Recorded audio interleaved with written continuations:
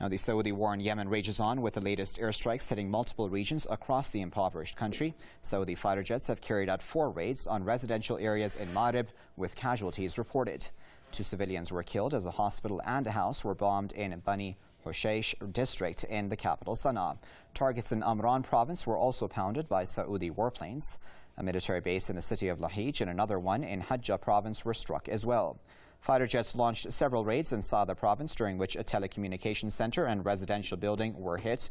More than 4,000 people, mostly women and children, have been killed since Riyadh began its onslaught against Yemen on March the 26th.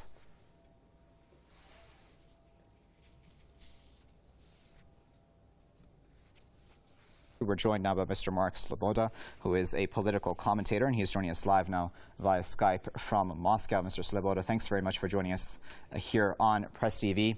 I'm wondering at this point, how do you feel about this war? It's well now into its 3rd month.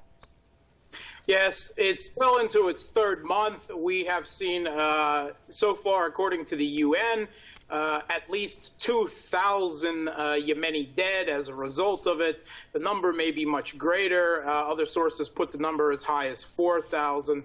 We are seeing starvation beginning to set in as food is blocked by Saudi, the U.S., and its axis of allies for their attacks on Yemen.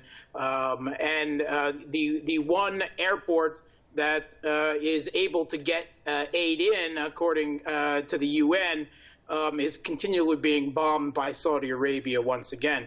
But all of this has come as with very little results, because the Saudi puppet Hadi, who was driven out of the country some months ago, has no support, very little support on the ground. So despite the massive airstrikes, they've been able to recover essentially no ground. In fact, the Houthis have advanced in several places.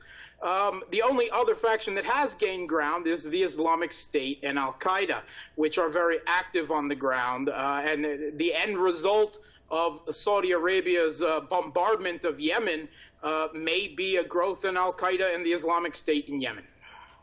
So what you're describing, Mr. Sloboda, is that this obviously isn't going well for the Saudis. How much longer do you think that they'll hold on? Will they be forced into a political solution of some sort?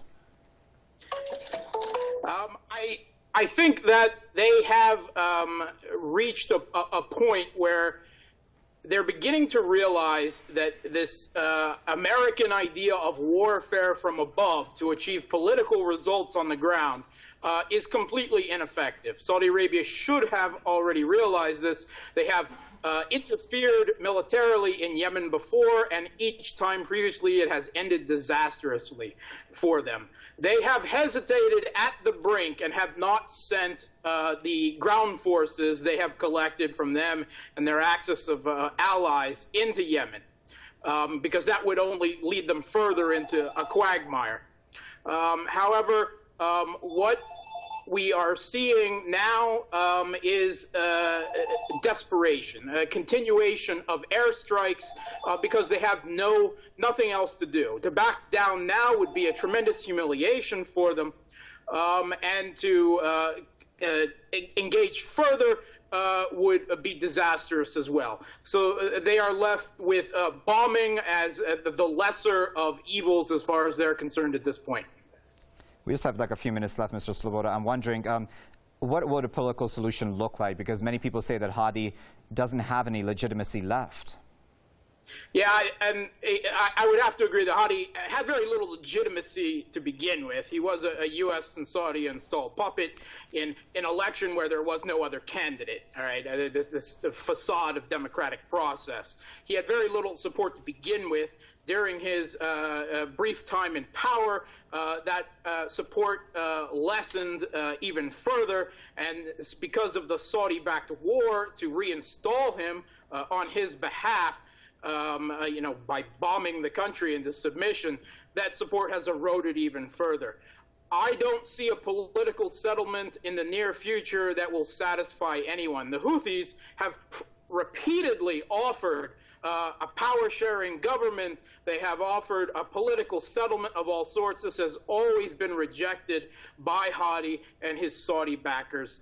I don't know what a political settlement looks like at this point, and I don't think anyone knows what a political settlement in Yemen will look like for years to come, unfortunately. Okay, we'll leave it there at that note, but as always, Mr. Sloboda, we do appreciate your insight. That was Mr. Mark Sloboda, who is speaking to us live via Skype from Moscow.